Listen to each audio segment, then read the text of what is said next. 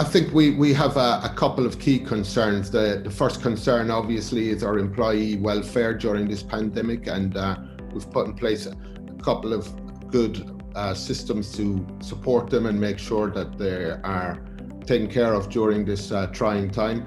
Obviously, the second point that we have concerns about are making sure that our operation and delivery of medicines to our patients to meet our patients' demand and needs are being met. And we have some great teams working on that. And so far, we've seen no disruption.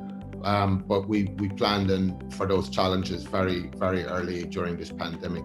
And then I think that the final point, which I believe a lot of multinationals are working on, is making sure with various regions and various factories working either on-site or from home, how do we keep the collaboration and the innovation and the teamwork consistent and improving during this pandemic? They're the three key areas that are our focus right now.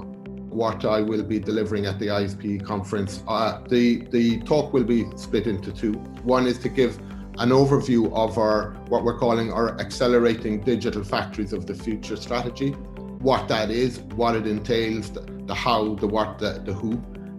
The second part of that talk will center on embedding change in a large organization, because what we are working on is going to bring fundamental change to our organization and exciting change.